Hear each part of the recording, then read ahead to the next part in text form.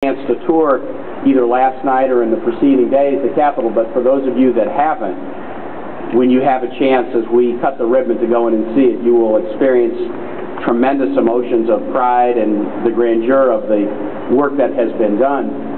As governor, though, I have to acknowledge I have a little bit of a mixed feeling about this.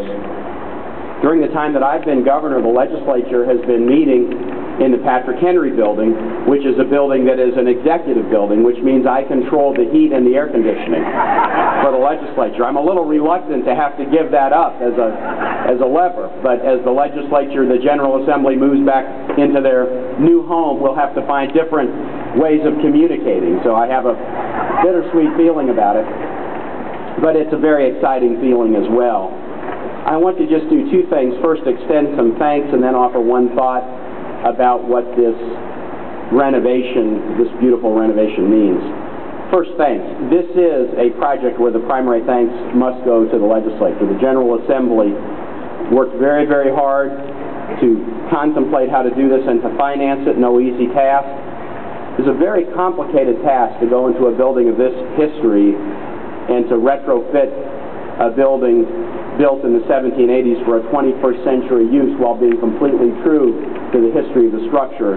And the legislature, in a bipartisan way, both houses, former legislators and current, stuck together in a wonderful way to make this day happen. Many of the legislative leaders are here on this stage. Some have spoken, some have not.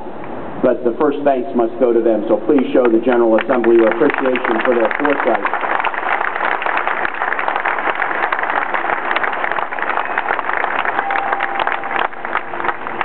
And second, there's a whole group of people whose hands, whose hearts, whose backbones, whose gray hairs and increasingly ulcers in the last couple of weeks have been put to service in making this day come to pass. And I just want to acknowledge them as a group, and then at the end I'll ask for your applause for them as well.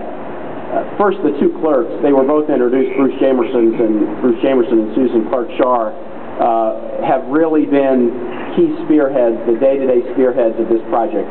Both of these individuals have been clerks during the conception, during the planning, during the financing, and during the construction.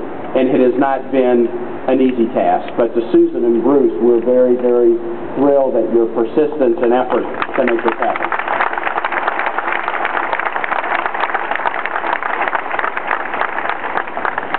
On the administration side, the Cabinet Secretary and then state agency that have been most responsible are the Secretary of Administration, and then the department within that Cabinet Secretariat, the Department of General Services.